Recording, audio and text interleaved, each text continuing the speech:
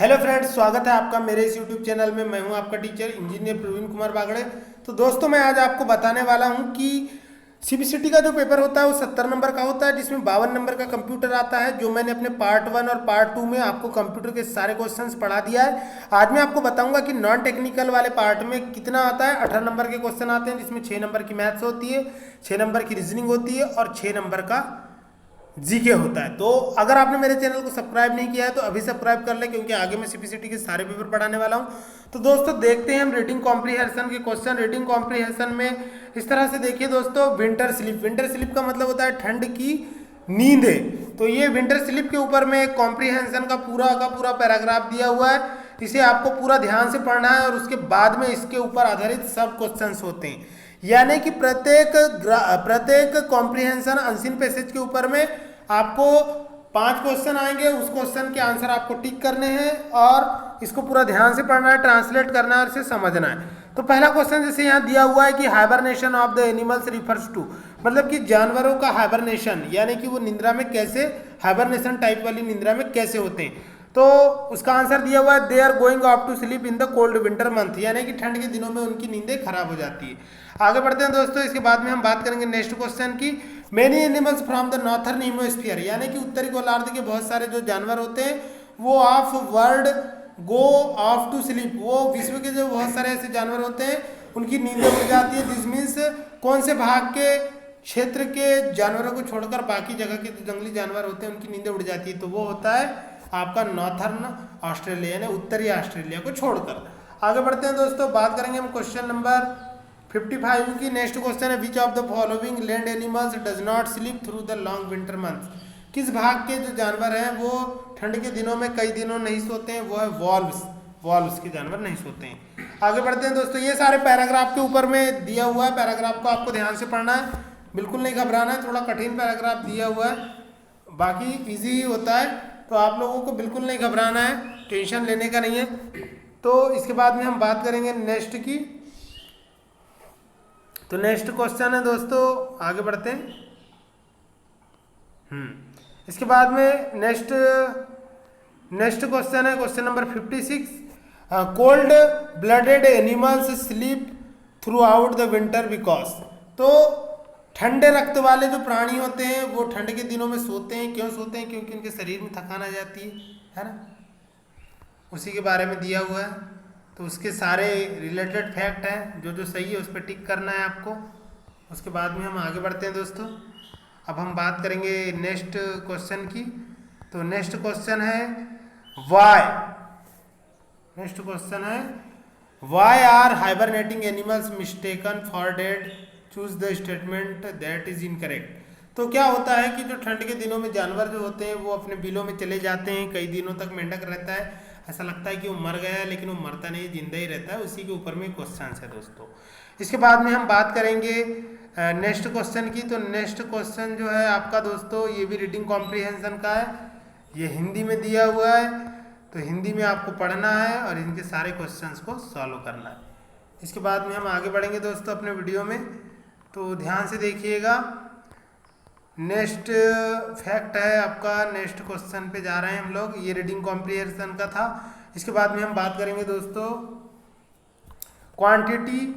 Quantitative aptitude की, यानी कि सामान्य अभिरुचि के क्वेश्चन है यहाँ पर, संख्यात्मक अभिरुचि के। तो संख्यात्मक अभिरुचि में आपको कुछ मैथमेटिक्स के क्वेश्चन आएंगे, ये 6 नंबर के आएंगे दोस्तों। तो इसको भी आपको ध्यान से देखना है। पहला क्वेश्चन है कि 25 × 3 × 5 प्लस 50.4 भाग 24, इसको बॉडमॉस के रूल से आपको सॉल्व करना है, बहुत ईजी क्वेश्चन है। इसके बाद में आगे बढ़ते हैं दोस्तों। इसके बाद में नेक्स्ट क्वेश्चन है आपका, यहाँ पर दिया हुआ है कि एक वृत्त की परिधि 44 सेंटीमीटर है, तो वृत्त का क्षेत्रफल ज्ञात करो। तो वृत्त की परिधि का सूत्र आपको पता होगा दोस्तों, 2πr होती है। 2πr में पूरा मान रख दीजिए, पाई का मान रख दीजिए 3.14 और मल्टीप्लाई जो भी त्रिज्या है उसका मान रख दीजिए r का मान। तो इस तरह से आप जो है वृत्त की परिधि 44 मीटर बराबर, यहाँ पे 44 मान दिया हुआ है, तो पाई का मान रखना है, 2 का मान रखना है और इसको पक्षांतर करना है, तो r का मान निकल जाएगा। और वृत्त का जो त्रिज्या आएगी उससे आप क्षेत्रफल का सूत्र लगा के पाई आर स्क्वायर से क्षेत्रफल ज्ञात कर सकते हैं। आगे बढ़ते हैं दोस्तों। इसके बाद में नेक्स्ट क्वेश्चन दिया हुआ है आपके पास में कि क्या दिया हुआ है, निम्नलिखित तो नंबर सीरीज में आगे का नंबर ज्ञात करो। नंबर दिया है 210, 209, 213, 186, 202 और अगला क्वेश्चन। तो ऐसे करके आपको मैथमेटिक्स से 6 क्वेश्चन देगा, आपको सीरीज सॉल्व कर लेना है।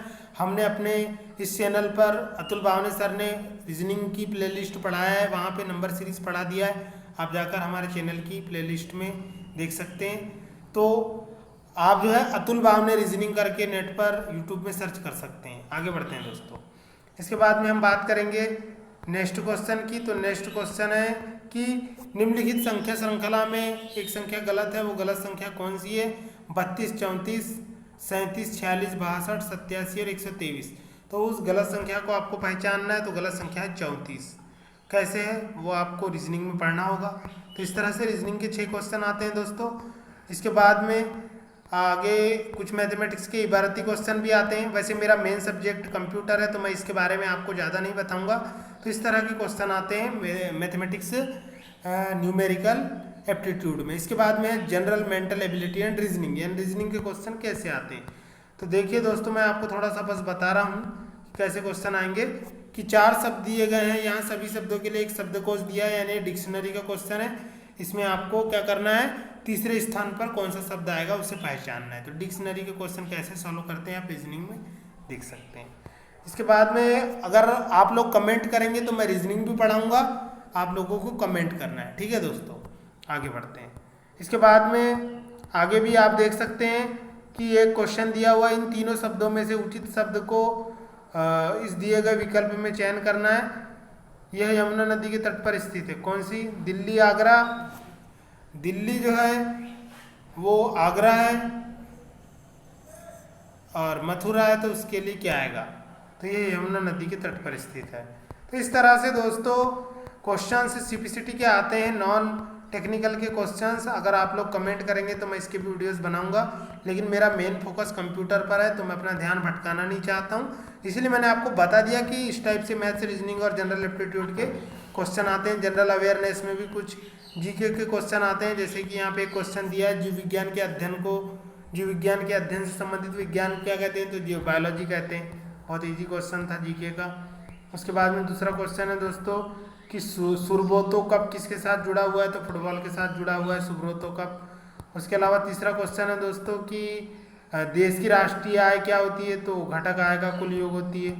उसके अलावा दोस्तों चौथा क्वेश्चन है कि ये सारे क्वेश्चन से दिए हुए हैं। तो इस तरह से हमारा सीपीसीटी का ये पेपर कंप्लीट हुआ। अब मैं आपको 7 अगस्त के सेकेंड शिफ्ट के पेपर नेक्स्ट वीडियो में सॉल्व करवाने वाला हूँ। तो आप लोग कमेंट करेंगे तो रीजनिंग और जीके पढ़ाऊंगा मैं, नहीं तो नहीं पढ़ाऊंगा अपने चैनल पर, क्योंकि वैसे भी मेरा मेन सब्जेक्ट कंप्यूटर है। तो नमस्कार दोस्तों, जय हिंद, वंदे मातरम।